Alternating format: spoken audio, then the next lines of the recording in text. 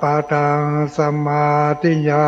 มิมุสาวาทาเวรมณีสิกขาปะทังสมาธิยามิสุราเมรยะมัจจปมาทฐานาเวรมณีสิกขาปะทังสมาธิยามิสุราเมรยะมัชฌะปมาทัฏฐานาเวรมณีสิกขาปะทังสมาธิยามิอิมานิปัญจสิกขาปทานิสีเลนะสุขติงยันติสีเลนะโอกัสสัมปทาสีเลนะนิพุติงยันติตัสมาสีลังวิโสทะเยสาธุสาธุสาธุต่อไปปนานอาจารย์จะได้กล่าวกรรมสู่มาขวตานเพราะว่าเครื่องกินขวตานเขาทั้งหลายนะมาจากหลายทิศะหลายที่หลายตังบางคนก็หอมตัวจมตัวบางคนก็หอมแล้วแบบจม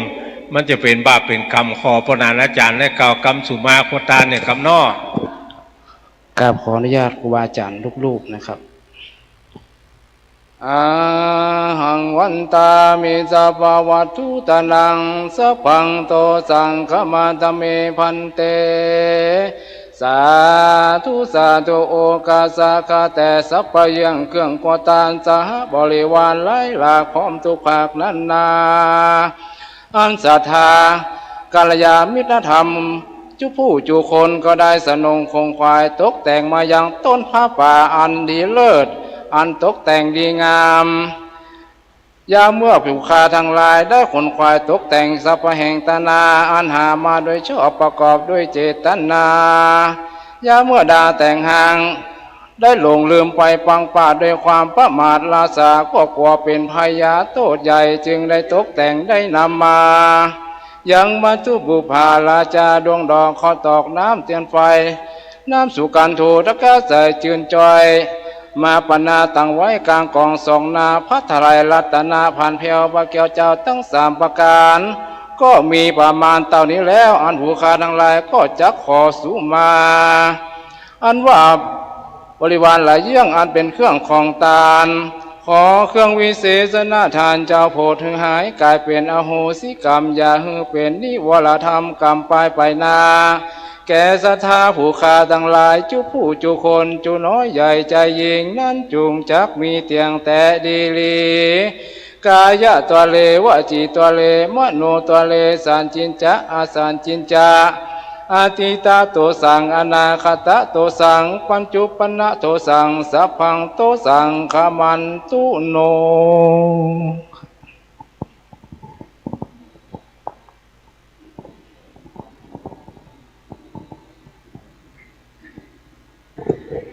ปนานอาจารย์ได้กล่าวกรรมสู่มาขวตานเป็นที่บัวละมวลละต่อไปก็จะได้เอาน้ำข้าวมินส้มปล่อยพระผายเครื่องกินขวตาน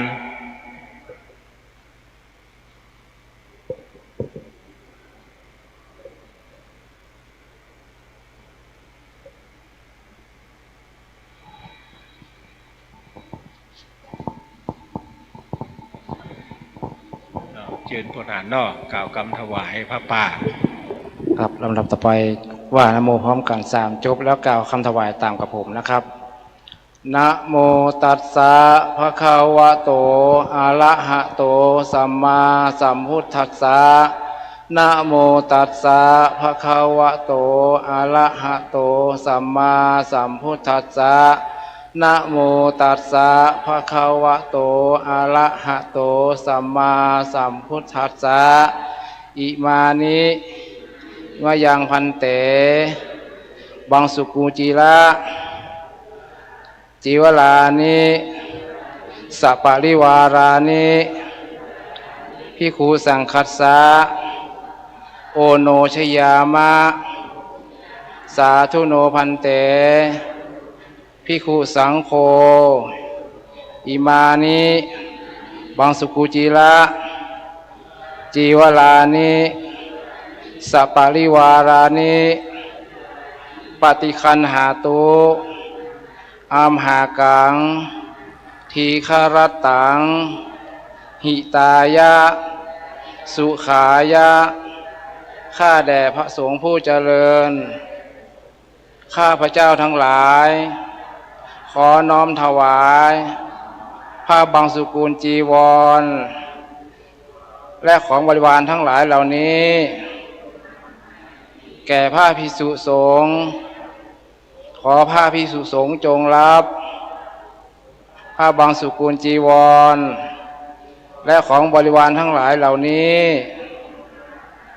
ของข้าพเจ้าทั้งหลายเพื่อประโยชน์และความสุขแก่ข้าพเจ้าทั้งหลายตลอดกาลละนานเทอญ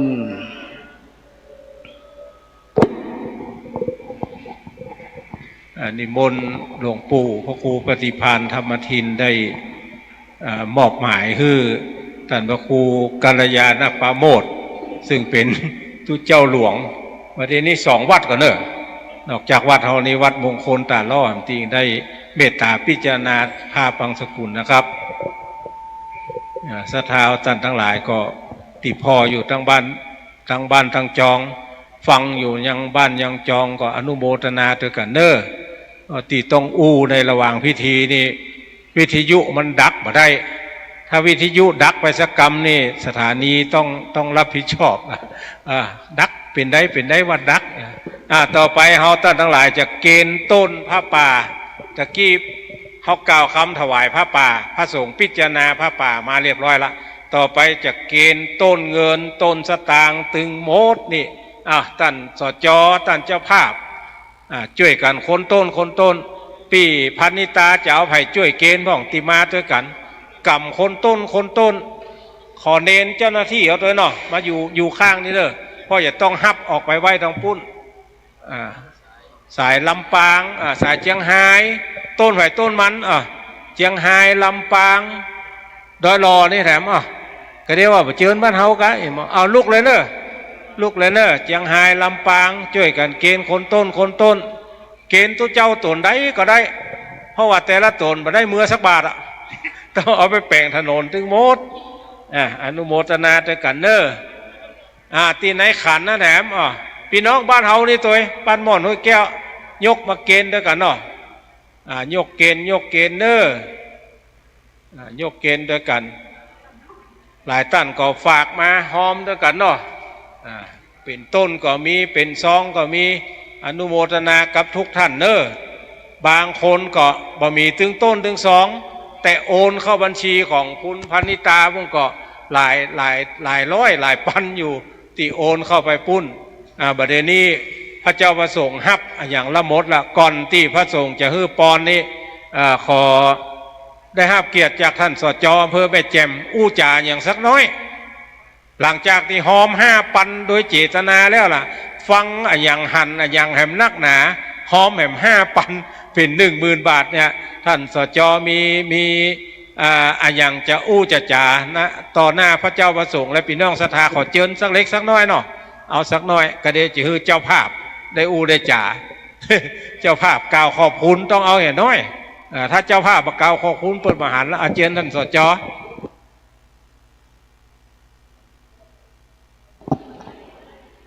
ครับถือโอกาสนี้ไหว้สาพระคุณเจ้าท่านประธานสงฆ์นะครับตลอดจนถึงพระเทรานุเทระทุกรูปทุกองค์ตลอดจนถึงพระสงฆ์องค์เนน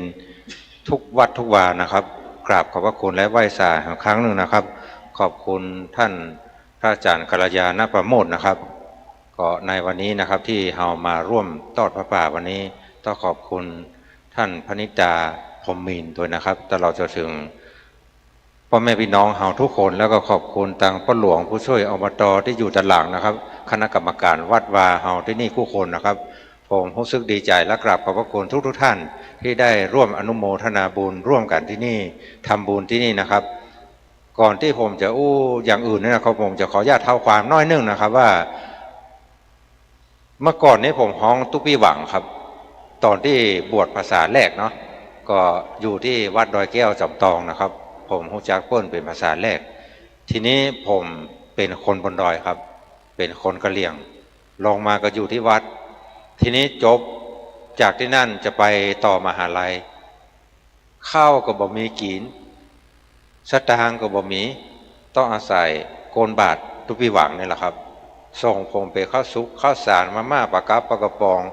ส่งผมเรียนจบปริญญาตรีแล้วก็บอกว่าจบปริญญาตรีแล้วขอให้ปีไปพัฒนาบ้านเมืองพัฒนาหมู่ที่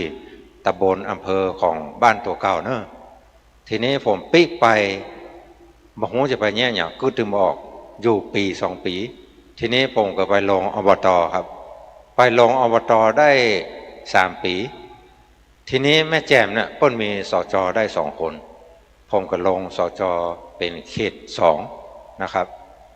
ลงสจ.แล้วก็เป็นต่อเนื่องมาเต้าประเดี๋ยวนี้เป็นสจ.มาได้6 สมัยตัวประเดี๋ยวนี้แหละครับจังหวัดเชียงใหม่นี่สจ.จะมีอยู่42 คนแต่สจ.ที่เป็นเมินๆอย่างผมนี่มันจะมีแค่3 คนบ่ได้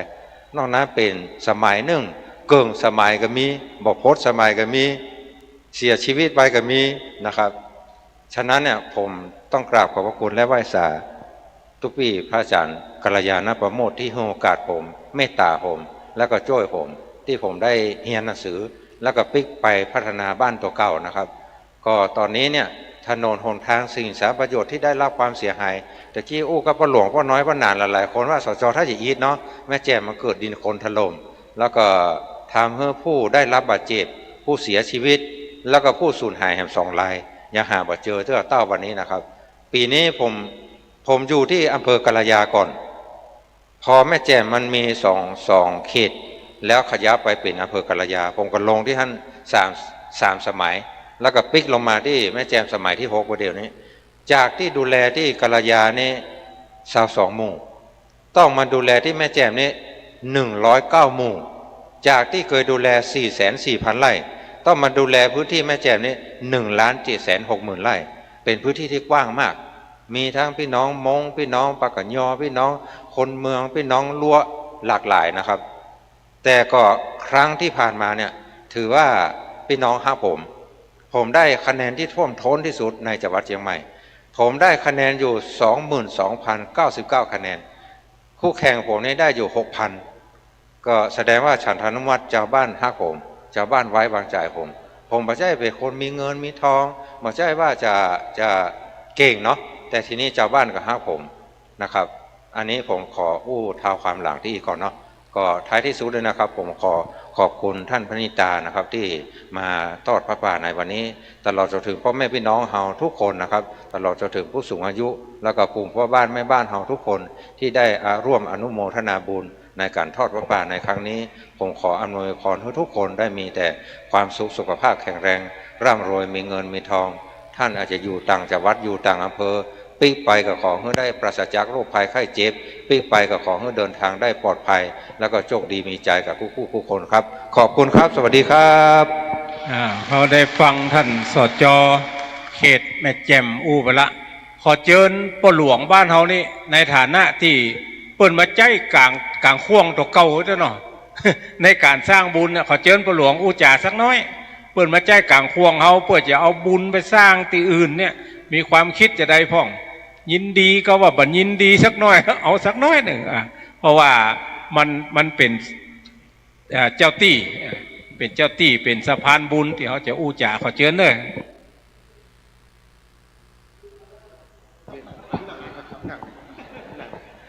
ครับกราบนมัสการนะครับคุณเจ้าทุกกลุ่มทุกตนนะครับแขกผู้มีเกียรติทุกท่านนะครับรวมถึงท่านสจ.บุญนงนะครับพ่อแม่พี่น้องนะครับคณะศรัทธาวัดหม่อนน้อยแก้วนะครับทุกคนนะครับผมนะครับพ่อหลวงบ้านนะครับบ้านหลังม่อนหมู่14นะครับบ้านนะครับซึ่งในวัดม่อนน้อยแก้วนะครับจะมี2 บ้านนะครับก็จะมีพ่อหลวงกำพลสุกละนะครับซึ่งเพิ่นได้จะร่วมกัน2 บ้านนะครับในการนะครับศรัทธาวัดม่อนน้อยแก้วนะครับเนาะจะร่วมกันในการทำบุญนะครับครับก็ผมเป็นคนบะเก่งเนาะ ครับก็มีความยินดีอย่างยิ่งนะครับที่ต่างพ่อแม่พี่น้องนะครับต่างคณะศรัทธานะครับหลายๆบ้านนะครับเพิ่นได้มาช่วยกันนะครับสร้างสะพานบุญนะครับซึ่งจะตามวัตถุประสงค์ที่พระอาจารย์นะครับเนาะเพิ่นจะสร้างถนนนะครับขึ้นบ้านวัดแม่หลองนะครับซึ่งเป็นวัดบนดอยวัดบนภูเขานะครับก็นะครับ ตั้งท่านพระอาจารย์ตั้งหลายๆท่านนะครับคณะศรัทธาวัดมอนห้วยแก้วนะครับเพิ่นก็ได้ขึ้นไปทำบุญกับพระอาจารย์นะครับก็ได้เล็งเห็นแล้วนะครับว่ามันลำบากจริงๆนะครับก็ขอให้นะครับในผลสำเร็จในวันนี้นะครับก็ให้สร้างความสำเร็จยิ่งขึ้นไปนะครับก็ขอให้นะครับสิ่งที่พ่อแม่พี่น้องนะครับคณะศรัทธาหลายๆบ้านนะครับที่เพิ่นได้ตั้งใจทำบุญมานะครับก็ขอให้ส่งผลให้ทุกท่านนะครับได้ประสบแต่ความสำเร็จความเจริญยิ่ง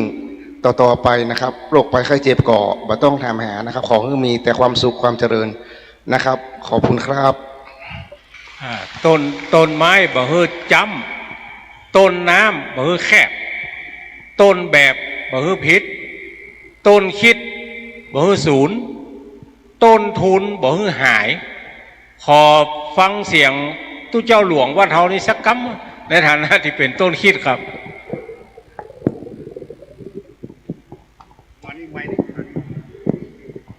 ครับขอโอกาสกราบถวายความเคารพครูบาอาจารย์ครับท่านพระครูปฏิพันธ์ธรรมทินหลวงปู่ดอยเฮา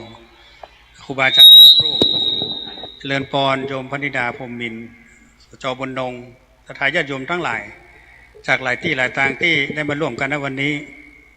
เหมือนที่ทั้งลูกศิษย์คือสจบนดงได้อู้พ่อหลวงก็ดีท่านอาจารย์พระครูเพิ่นได้อู้มาตลอดว่าโครงการต่างๆที่เกิดมีขึ้นอาตมาเองก็ขอว่าฝากเป็นความดีงามของหมู่เฮาขึ้นสีขาวในการทำงานทุกครั้งเนี่ยมันอาตมาบอกเคยที่ว่ามันจะเป็นงานของเฮาเองคือว่าเป็นงานของคณะสงฆ์แม้แต่เรื่องการทำงานเกี่ยวกับส่งลูกศิษย์ลูกหาเหมือนกันอาตมาตั้งความหวังไว้ว่าเฮาเองผมสามารถที่จะเข้าไปอยู่กับเพื่อนได้ในการพัฒนาบนเขาบนดอยเลยตั้งใจว่าลูกศิษย์ลูกหาเนี่ยเขาพยายามจะปั้นคนฮึกปิ๊กไปพัฒนาบ้านเกิดตัวเองตั้งแต่อาตมาบวชพรรษาแรกก็เริ่มทำงานนี่มาแล้วครั้งนี้ที่ไปสร้างวัดบนดอยก็เหมือนกันเพราะว่าลูกศิษย์มาอยู่ที่นี่มาอูฟังว่าโอ้วัดที่บ้านเปิดนะรอมาหลายเจ็ดคนบ้าน70-80หลังคาเฮือนบ่มีวัดทั้งที่เป็นชาวพุทธมาโดยตลอดมายอมเปลี่ยนศาสนาไปเข้าศาสนาอื่นอาตมาก็เป็นตัวแทนเข้าไปพ่อก่อนแล้วก็ปิ๊กมาปรึกษาครูบาอาจารย์ว่ามันน่าจะเป็นไปได้ครูบาอาจารย์ทุกรูปแหละที่ทำงานร่วมกันก็ตกลงว่าเฮาช่วยกันเนาะเอาไปพืชวัดขึ้นวาคือเปิ้นได้จะพูดได้มีที่ทำบุญเป็นที่ยึดเหนี่ยวจิตใจองค์นั้นเกิดนี้ขึ้นมันมีกำลังใจอย่างหนึ่งคือว่า3 ปีก่อนนั้นได้ร่วมกันสร้างวัดเหล่ามณฑาทิพย์ที่เราเป้าเนาะครั้งนั้นก็ปรึกษาหารือท่านอาจารย์ท่านพระครูแดงเขานี่ปู่เฮานี่ผู้ดีไปอู้กันที่เมืองป้าวก็หาไปทำบุญวัดอะไรอย่างก็ลืมแล้ว ไปนั่งไปนอนอู้กันจนพอดึกดื่นกลางคืนว่าพระมากับพระครูอภิวัฒนากรมปาโลกว่าจะสร้างวัดเด้อขอความคิดหันของครูบาอาจารย์ว่าจะมีความคิดหันไปดีก่อครูบาอาจารย์ทั้งหลายก็คือกำลังใจว่าสร้างการเขาช่วยกันท่านอาจารย์หลายๆโลกพวกก็คือกำลังใจว่าเขาทำแล้วมันจะสำเร็จกฏว่าเดี๋ยวนี้วัดเรามันทาทิพย์ก็สามารถยกเป็นวัดได้ถูกต้องภายใน3 ปีที่ผ่านมานี่แล้วนี่ก็เป็นแรงบันดาลใจเนื่องว่าถ้าเรามีกรรมขึ้นที่ดีมันจะมีคนหนุนเราอยู่นะอย่างโยมพนิดาเหมือนกันโยมพนิดาได้ไปหันพระโอเส้นทางมันยากลำบากในการที่จะขึ้นไปทำบุญบนดอยนั่นโยมก็เล็งหันว่าถนนสำคัญมากๆแต่ปูนที่ปูนมันแก่น250นะโยมบ้านเฮานี่แก่น100 ปลายไปถึงปูนแก่น250ก้าปูนซีเมนต์เนี่ยแต่ว่าแรงงานนั้นถ้าแปลงนี่ชาวบ้านก็ช่วยกันเต็มที่เพราะชาวบ้านที่ท่านวันศีลเพิ่นจะหยุดจากการทำงานทุกอย่างเพิ่นถือฮีดเก่าเพิ่นวันผ้าเพิ่นมาทำงานแต่ไปช่วยกันพัฒนาวัดพัฒนาหมู่บ้านพัฒนาโรงเรียนถ้าไปหันแล้วก็จะเกิดความประทับใจในความต้องการของที่พี่น้องจะพูดที่ท่านเป็นอย่างยิ่งเพราะนั้นโอกาสต่อไปมันมีหลายอย่างที่เราจะต้องสร้างช่วยกันนี่ก็ฝากไว้กับครูบาอาจารย์ทุกรูปคณะขึ้นสีขาวญาติธรรมมาทั้งหลายเนาะว่าต่อไปภายภาคหน้าขอฝากว่าอาตมาเองพร้อมคณะสงฆ์มีโครงการในการที่จะไปพัฒนาวัดแม่หลองเนี่ยเพื่อเป็นวัดคือกับพี่น้องบนเขาบนดอยเพื่อได้สำเร็จรุ่ร่วงเหมือนกับที่เราเคยทำมาเนาะบุญกุศลต่างๆที่เราร่วมกันโมทนาสาธุกับครูบาอาจารย์เจ้าทุกโจรตัวองค์ร่วมกันทำบุญวันนี้ศรัทธาญาติโยมต่างหลายเหมือนเขาช่วยกันแปลงต่างขึ้นสวรรค์ชั้นฟ้าสูงสุดคือพระนิพพานบุญกุศลนี้ขออย่าได้กาผู้ข่มรักษาเด้อพ่อแม่ศรัทธาเพื่อมีความสะดวกเจริญยิ่งในธรรมของพระสัมมาสัมพุทธเจ้าตั้งกรรมกรรมผาธนาสิ่งหนึ่งประการใดถูกต้องดีงามขอบุญกุศลเกื้อหนุนเพื่อเฮาเจ้าข้าทั้งหลายได้สมกรรมกรรมผาธนานั้น มีอายุตีขาตั้งมั่นยายดูกำจูวรพุทธศาสนาแห่งองค์พระสัมมาสัมพุทธเจ้าไปทีละการยาวนานเหมือนกันทุกท่านทุกคนเถิดสาธุสาธุ นิมนต์หลวงปู่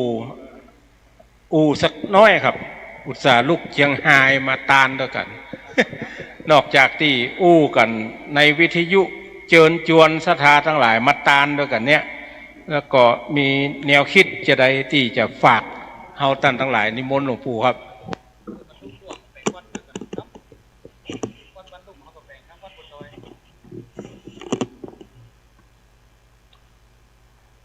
ขอคารวะพระสงฆ์องค์สังฆเจ้าทุกรูปทุกตนเจริญพรเจริญสุขญาติโยมอุบาสกอุบาสิกาทั้งหลายทั้งที่อยู่ในที่นี้และที่อยู่ทั้งบ้านวันนี้ทางคณะพระสงฆ์อุบาสกอุบาสิกาคลื่นสีขาวได้ทราบข่าวจะมีการทำบุญทอดผ้าป่าเพื่อจะนำเอาจตุปัจจัยรายได้จากการทำบุญในครั้งนี้นักก็ตามน้อยก็ตามไปร่วมเป็นเจ้าภาพในการสร้างถนนหนทาง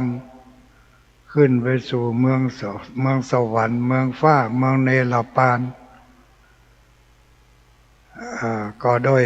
ความตั้งอกตั้งใจของหมู่เฮาทั้งหลายบางคนก็บอกว่าอาจจะคิดว่าตุลุงหอม5 บาท10 บาทผ้าป่าเตือนเร็วมันจะไปถึงสวรรค์ชั้นฟ้าถึงนิพพานได้อยู่มันก็ได้อยู่ก็ได้อย่างใดก็ได้เริ่มเดินทางละเริ่มเดินทาง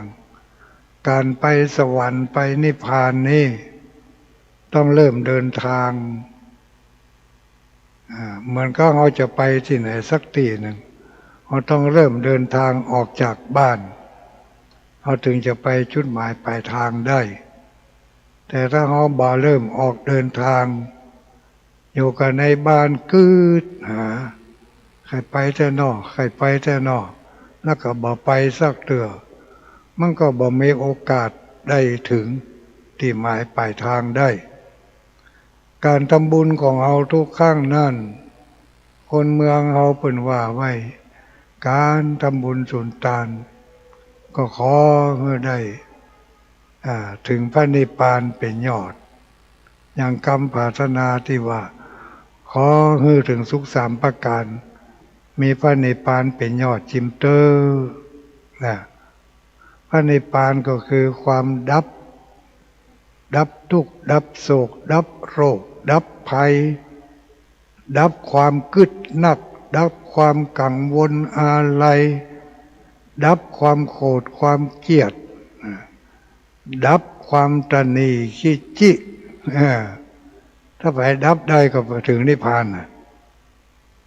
เพราะว่าสิ่งเหล่านี้เป็นสิ่งกีดขวางถ้าดับได้ก็ถึงนิพพานตุลุงจึงสอนคาถาอยู่บทหนึ่ง คาถาไปถึงนิพพานง่ายๆคาถาดับสปะสเปดนะโมพุทธายะสิทธังนะลูดโมถอนพุทธอทาลุดยะตกสวหายอันที่ลูดถอนได้ก็มีเป็นนะโมพุทธายะนั่นเองนะลูดก็คือนะโมนะโมถอนโมนะโมพุทธายะสิทธังเนาะเขาพยายามถอนสิ่งเหล่านี้ออกจากจิตสันดานออกจากจิตวิญญาณของเราให้ได้นักก็ดีน้อยก็ดีอย่างที่เขามาวันนี้เขามาร่วมทอดผ้าป่าเขาก็ได้ถอนไปหน่อยหนึ่งละถอนความตระหนี่ถอนความมัจฉริยะ ถอนความหันแก่ตัวถอนสิ่งที่มันมีในตัวในกระเป๋าของเรามันมีนักพอที่จะถอนออกมาได้เพื่อเป็นประโยชน์กับแฮมตี้หนึ่งที่ยังบ่มีหรือที่มีบันนักก็อย่างที่บ้านอย่างก็ที่เขาจะไปทอดผ้าป่านี่เป็นอยู่ในถิ่นธุรกันดาร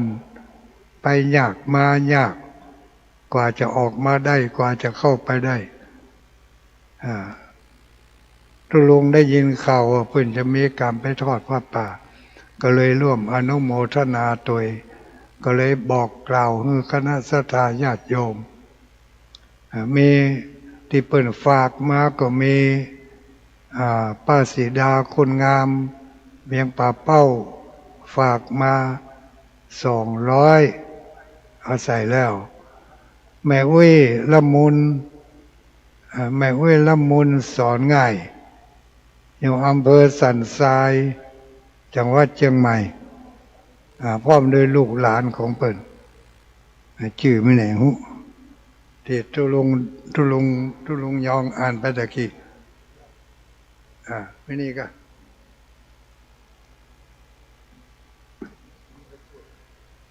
แม่อุ้ยละมุนสอนง่ายพร้อมโดยครอบครัว 1,000 บาทแล้วก็หมายเมนายสมพลนางกฤติกาแล้วก็นายธีระเมธสินธุมงคลชัยอันนี้ก็เป็นลูกเป็นหลานของแม่อุ้ยละมุนเอามาถึง 1,000 บาทรวมแล้วก็ 2,000 บาทเป็นฝากมาโอนเข้าบัญชีของทุลุงดอยก็เอามาหอมตะกี้เอามาปักต้นนี่แล้วก็มีป้อนานเพียรมาลาน้อยอันนั้นอยู่อำเภอขุนตาลจังหวัดเชียงรายก็ได้ฝากให้ฝากหอมมาต่อได้ก็บ่ฮู้เด้อป้อนานหอมต่อได้บ่ฮู้เด้อเดี๋ยวตุลงใส่ให้500ใส่ไปแล้วตะกี้แล้วก็อันนี้ก็เป็นข่าวบุญนะที่เขาได้ให้ได้หอมกันศรัทธาญาติโยมฝากมาตั้งท่านพระครูโยลทานพิทักษ์ตั้งท่านพระครูท่านอาจารย์มหาสมชาติพระครูหมู่นักจัดรายการนะได้ฝากกันมาพร้อมกันนั้นก็มีศรัทธาญาติโยมที่ได้ยินได้ฟังเสียงตะกี้นี่ก็คุณกนกพิชัยนาคณะศรัทธาบ้านวัดห้วยงูในอำเภอฝางจังหวัดเชียงใหม่ก็ให้ของหอมมานี่เดี๋ยวขออนุญาตเปิดพอไลน์กันก่อนเปิดฝากมาไปหูแล้วเปิดอ้อมเปิดไปมาได้อ่านเนื้อเปิดแล้วไปจมอยู่บ้านเปิดนะหอมมาแล้วทุลุงยังมาอ่านเนื้อเปิดเนี่ยอันนี้อาจารย์พระครูอภิวัฒนวิกรมอันนี้เป็นไปประชุมเกี่ยวกันเนาะนอกนั้นคงบ่มีไปชมรมผู้สูงอายุชมรมผู้ปฏิบัติธรรมเมืองฝางอันนี้หลวงตาไปหรือเปล่าเจ้าภาพตกข่าว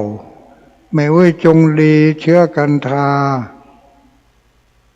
ได้หอมปาร์ตี้นางสาวพนิตาพรหมมินทร์450 บาทอันนี้เปิ่นได้ยินข่าวตะกี้นี่วันนั้นบอกไปแล้วแต่เปิ่นไม่ได้ยินมัวสารวนขายขนมครก ก็เลยไม่ได้ยินข่าวที่เปิ่นแจ้งกันในที่วัดเหมือนก็วัดห้วยงูในนะนอกนั้นก็มีแผนเนอะถ้ามีมาลุนก็ฟังทางวิทยุที่รายการทางวิทยุก็แล้วกันนะมาคืนวันจันทร์ของทุลุงดอยวันอื่นๆก็มีทุลุงหลายตนหลายองค์ พร้อมกันนั้นก็มีคณะสัตยาที่ได้มาร่วมกันในวันนี้มีตังดอยสะเก็ดมีตังลำปางมีตังเวียงป่าเป้ามีตังอื่นตังไก่แถมหมู่เฮานี่ชุดที่สองนะชุดที่หนึ่งเปิดแล้วไปแล้วชุดนะฉันเจ้าแล้วเปิดก็มาตาลแล้วเปิดก็ไปกันหมู่เฮาได้เป็นชุดที่สองจะได้กี่บาทกี่สตางค์นะเฮาบ่ได้ไปเน้นนักในเรื่องนั้นแต่เขาก็ขอให้ได้จะได้นักได้น้อยนะเขาบอกว่าเพราะเขาได้มีโอกาสเริ่มออกเดินทางโดยการให้ทานนะการให้ทานเป็นการเปิดประตูขึ้นสู่สวรรค์พระพุทธองค์ได้ว่าไว้อย่างนั้นเพราะพระพุทธเจ้าเป็นจะแสดงธรรมเนี่ยเป็นจะแสดงการเปิดทางขึ้นสู่สวรรค์เรียกว่าอนุบุพิกถาคือการให้ทานแล้วก็การรักษาศีลการสำรวมกายสำรวมวาจาเขาได้ทำอย่างนี้เรียกว่าเขาเริ่มเดินทางจะไปสู่จุดหมายปลายทางก็คือสวรรค์ชั้นฟ้าและเนรปานเขาเดินทางไปได้ไกลเท่าใดก็เหมือนกับว่าเขาแบกของอันนักหาบของอันนักถ้าเขาเอาของอันนัก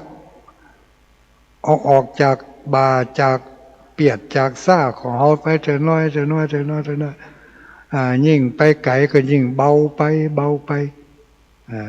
ข้อนี้ฉันใดเขาเกิดมามีเป็นมนุษย์ได้พบปะพระพุทธศาสนาได้เริ่มทำบุญสุนทานเมื่อเขามีความความเข้าใจในเรื่องการให้ทานการรักษาศีลเมื่อเขาเริ่มก็เหมือนกับเขาปลดเอาของติดนักออกจากตัวเขาไปเถอะน้อยในที่สุดของการมีชีวิตของเขาถ้าไปเอาออกได้งดก็ถึงในละปานถ้าไปเอาออกยังบ่เสี่ยงเตื้อกับปิกมาเวียนว่ายอยู่ในวัฏสงสารผลบุญอันนี้ก็จะนำให้เราได้ไปเกิดในที่ดีมีพ่อมีแม่มีครอบครัวเป็นสัมมาทิฏฐิเมื่อไปเกิดในที่ดีแล้วมีผลทางด้านสุขภาพร่างกายก็จะสมบูรณ์แข็งแรงปราศจากอุปัตวเหตุเพศภัยโรคภัยไข้เจ็บก็บ่ค่อยจะมีนักพร้อมกันนั้นเมื่อได้ไปเกิดเป็นมนุษย์ชาติเมืองคนในภพใดชาติใดผลบุญจากการไหว้พระสมาทานศีลการเจริญเมตตาภาวนาจะทำให้เราเป็นคนมีสติปัญญามีความจำดีมีความเข้าอกเข้าใจในน้ำธรรมคำสอนของพระพุทธเจ้า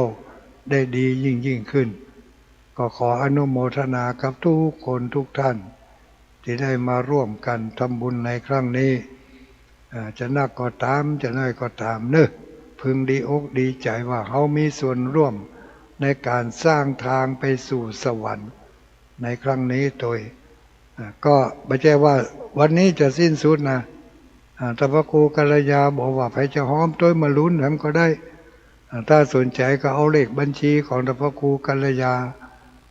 ไว้เพราะพระครูกัลยาเป็นขึ้นลงอยู่ตลอดก็จะได้หู้ความคืบหน้าไปปีแล้วทุลุงได้ฝากหลอดไฟไปหลายหลอดลูกหลอดไฟโซล่าเซลล์หลอดไฟ UFO หลอดสปอตไลท์หลอดไฟที่เป็นตุ้มเพิ่นก็คงจะได้ตามกันแจ้งลึ่งนี่นะทุลุงก็ดีใจแต่ทุลุงไม่ได้ไปหานะใครไปตึกบักกล้าไปบักกล้าเอาชีวิตน้อยๆไปเสี่ยงกับบนดอย เพราะกันนั้นก็ขออนุโมทนากับคุณพนิธาภูมิมินเนอะคิดดีทำดีสร้างดีสิ่งที่มีประโยชน์เนื่องในโอกาสวันคล้ายวันเกิดได้มาค่อยขวบ จวบถึงวันนี้กี่ขวบไอ้น้อง52วันที่16เลยวันที่16เลย52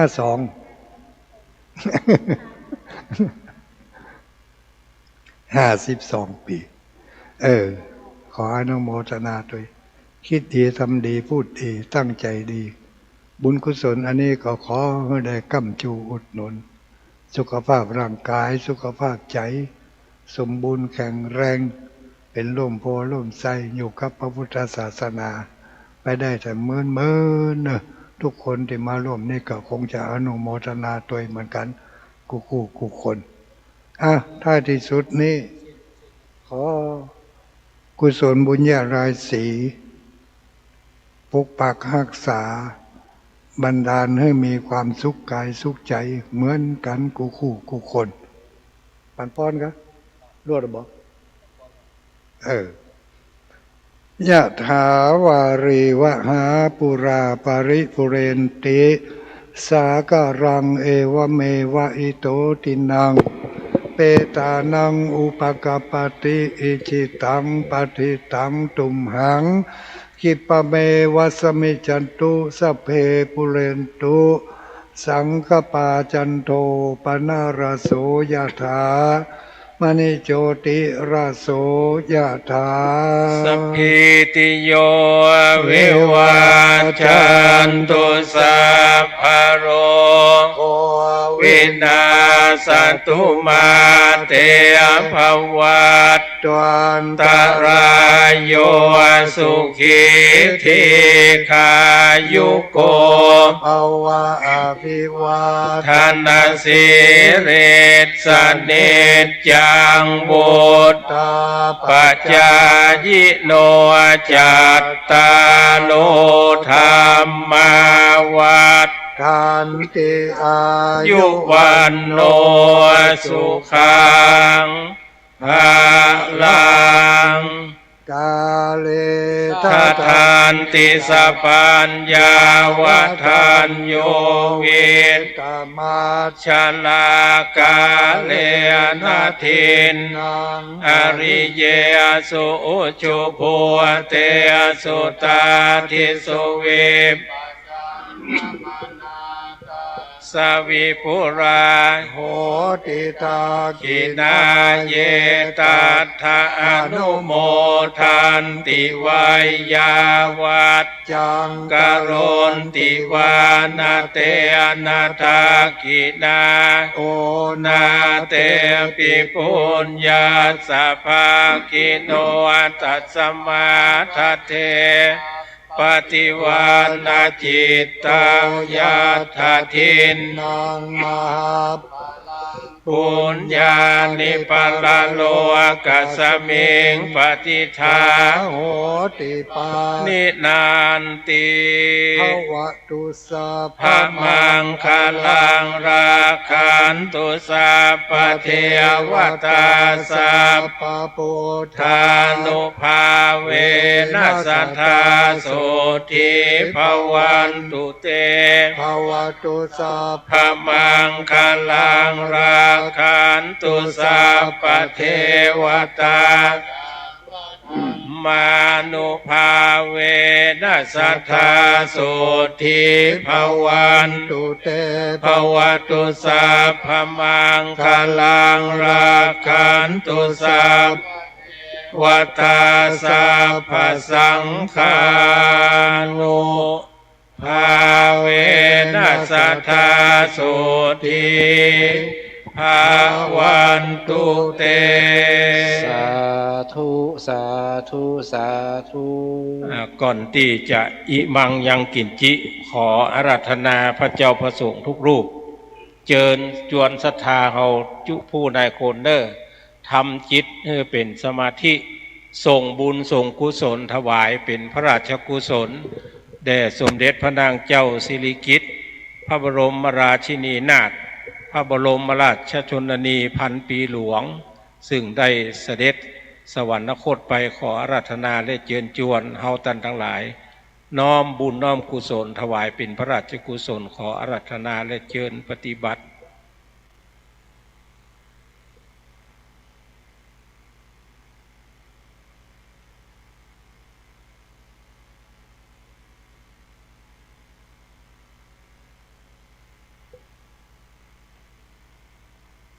ขออนุโมทนาต่อไปพระนานอาจารย์จะได้นำเฮาท่านทั้งหลายก้าวกรรมตั้งกรรมผาธนาหยาดน้ำอีมังยังกินจิสืบไปครับเรื่องกวดน้ำพื้นเมืองนะครับอิทังทานากัมมังนิปานาปัญจายโยโหนตุโนนิจังอิทังศีลากัมมังนิปานาปัญจายโยโนนิจังอิทังภาวนากัมมังนิปานาปัจจายโยโหนตุโนนิจังยังกินจิกุสาลังกาตปังกัมมังหิกาเตหิกาตังบุญยังโนอนุโมตันตุสุนันตุพุนโตเยเทวาอาสามิงคาเนอาทิกาตาทิกายุสัทธาโหนตุสัพพะสัตตานังสุขีอาตานังบาลิหารันตุมาตาปิตาสุขีตาโหนตุทุกขาปามุนจันตุสัพเพยังสุขีตาโหนตุทุกขาปามุนจันตุสัพเพอายตากาสุขีตาโหนตุทุกขาปามุนจันตุสัพเพปิสาสัพเพยะขาสัพเพเปตาสุขีตาโหนตุทุกขาปามุนจันตุสัพเพนาคตาสุขิตาโหนตุทุกขาปามุนจันตุสัพเพเทวาสุขิตาโหนตุทุกขาปามุนจันตุสัพเพอาจาริยุปัชฌายาสุขิตาโหนตุทุกขาปามุนจันตุสัพพสัมปติสัมมิชันตุโววันทามิพุทธังสัพพังเมโตสังฆามาทาเมพันเตวันทามิธัมมังสัพพังเมโตสังฆามาทาเมพันเตวันทามิสังฆังสัพพังเมโตสังฆามาทาเมพันเตวันทามิคาลุอุปจาจาริโยสัพพังเมโตสังฆามาทาเมพันเตวันทามิกัมมัฏฐานังสัพพังเมโตสังฆามาทาเมพันเตวันตามิอาลาเมภัตตาสีมายังสัพพังเมโตสังฆามาทาเมวันเตวันทามิเจติยังสัพพังสัพพทาเนสุปฏิทิตาสารีราคาตุมหาโพธิพุทธลูปังการังสัทธานาคาโลเกเตวะโลเกภัมมะโลเกจัมปูทิเปลังกาเมสาลีราคาตุโยเกสาคาตุโยอาลาหันตาตุโยเจติยังคันตะกุติงจตุราสิติสาหัสเสธรรมคันเตสัพเพสัมปาเจติยังหังวันตามิสัมปาโสวันตาน้อยหลวงปู่พร้อมกันเนอวันตามิพันเตสัพพังอาปาลาทังคามะธรรมเมพันเตปุญญังสามินาอนุโม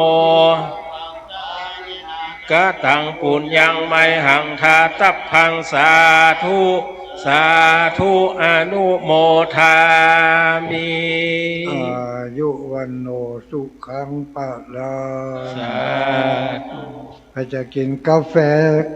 เดี๋ยวตะหลังเลยเนอะกาแฟสดเพียวๆขมกาแฟม่อนจงพอเจิญเจ้าภาพมาผูกข้อมือวันคล้ายวันเกิดกูโตนแล้วเด้อยายตั้งหน้านี่ได้มัดมือกุโตนนะได้มัดมือกุโตนท่านสจ.เข้ามาตัว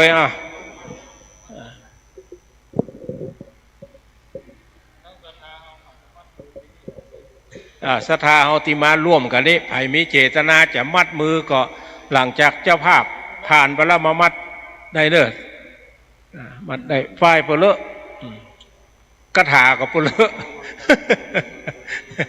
แต่คนมัดเนี่ยจะปวดแขนตะกี้ว่าจะให้คุณพันนิตาอู้สักเล็กสักน้อยเพิ่นว่าอู้บ่ออกเอากระตุ้ลุงเขาอู้กันกระปอละปีติเกินถ้าเฮ้เจ้าอู้เจ้าจะให้เหรอก่อนนะก็เลยบ่ได้อู้เลยบ่ได้อู้สักกรรมอนุโมทนากับทุกท่านเด้อที่อยู่ทางบ้านทางจองที่พอ YouTube ทั่วโลกอนุโมทนาด้วยกัน หลังจากนี้ไปไผ่จะหอมก็ได้เนอะหอมที่พระนักจัดรายการกุโตนเลยกุโตนบอกว่าจะเป็นลำปางเชียงใหม่แป้น่านละปูนเชียงรายพะเยาปุ่นอะถึงอุตรดิตถ์ว่ะวันนี้เปิ้นฟังเขา8 จังหวัดภาคเหนือนะสถานหลายโดยเฉพาะแป้น่านลำปางนี่ละปูนนี่ก็ฟังหลายท่านเจอเนอะลูกมาเลยมามัดมือด้วยกันฝ้ายมีปลเลอะฝ้ายมีนี่ปลเลอะนี่มามัดมือเพตีท่านพระครูปริยัตินี่มาลูกมาเลยสะเทานิมนต์ตุลุงยองไปก่อน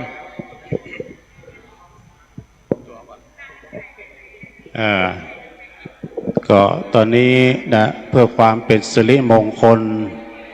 คุณโยมพนิตาพรหมมินทร์ซึ่งเป็นประธานนะแล้วก็ท่านสจ.คณะสัทธาทุกคนทุกท่านเจ้าภาพเหมือนกันมดมาผูกข้อไม้ข้อมือวันนี้ตุลุงแดงเพื่อนเอาเกศหมานมาด้วยมาผูกข้อไม้ข้อมือท่านมหาช่วยกันมัดกำตัวพี่อ่อยเขาไม่ไหนมาช่วยกันผูกข้อไม้ข้อมือให้ได้อยู่ดีมีสุขอายุมั่นขวัญยืนมัดมือผูกข้อไม้ข้อมือขอให้ปราศจากทุกโศกโรคภัยวันนี้เป็นดาวมัคควานหมดเอาเก้าอี้มานั่งเลยไหมเอาเก้าอี้มานั่งยืนได้ขอบคุณทุกท่านทุกคนโดยที่มีส่วนร่วมในการทอดผ้าป่าสร้างถนนกันในวันนี้ท่านสจ.อันเป็นลูกศิษย์ฟังเปิดประสบการณ์ว่าในแจ่มหายมันดีแล้วก็ได้คะแนนนำลิ้วเลย ท่านสจ.นี่เป็นลูกศิษย์ของท่านอาจารย์ท่านพระครูกัลยาณปราโมทย์แต่ก่อนในบนห้องทุพี่หวังประสงค์สตังได้เรียนจนจบปริญญาเนี่ยแล้วก็จนได้บุญส่งยุนำเป็นนั้นสจ.สะหลายสมัยกู้แข่งได้เป็น5-6 พันเพิ่นได้เป็น10,000-20,000นำลิ้วเอามาเลยแผ่ก็ได้ของดีมานโยมมาวันนี้เมตตาบารมีธรรมหลวงพ่อพระครูปฏิภาณธรรมทินหลวงปู่ครูบาดอยกำลังผูกข้อไม้ข้อมือโยมพัฒนานวิจิตรไพศาลแล้วก็ดังท่านอาจารย์พระครูปริยัติรัตนโชติอาจารย์ท่านมหาเสาแก้วแล้วก็ท่านมหาสมชาติที่ได้มาโปรดเมตตาก็ต้องขอบคุณดังท่านพระครูชลทานพิทักษ์ด้วยอันนี้เปิ้นมาเถอะ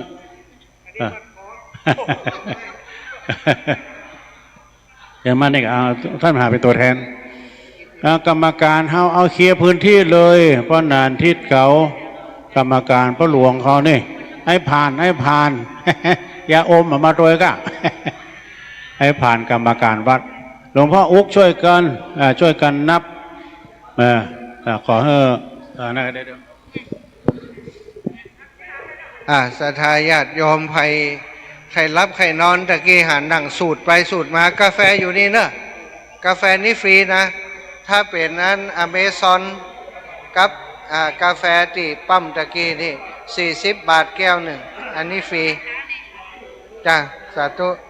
ป้าอีแม่เหมือนจำจืมได้แล้วจืมอย่างก็ แม่พัฒนันตึ้มไปหาป้อมจำแม่จันเพชรนี่จำได้อยู่แม่พัฒนันนี่มันจำเปิ้นตึ้มไปหาเดียว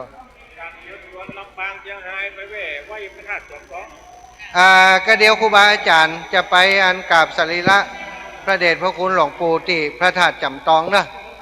พระธาตุเจ้าจำตองเนาะไปกะอีแม่ก็ใครไหวอยู่ไปกราบหลวงปู่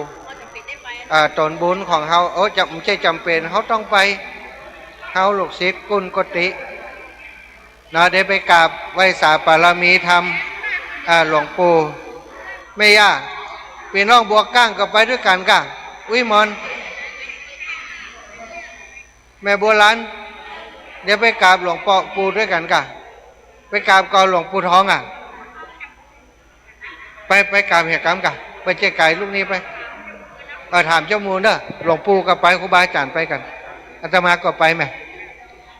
ไปกราบสรีระสังขารหลวงปู่เจ้าเอาปารามีทำขอบคุณนะแม่เนอะสุขภาพดีฮะหันแม่ยังหลวงปู่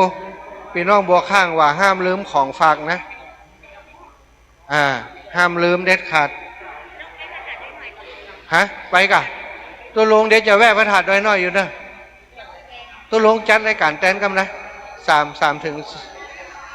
3 โมงถึง 4 โมงอ้อมตันละศรัทธาญาติโยมอีปล่อยแม่ที่ฟังอยู่ทางบ้านทางจองตอนนี้พิธีกรรมพิธีการในการถวายพระป่าสามัคคีสมทบทุนกองบุญสร้างทางขึ้นสู่สวรรค์ถนนหนทางสร้างทางขึ้นสู่วัด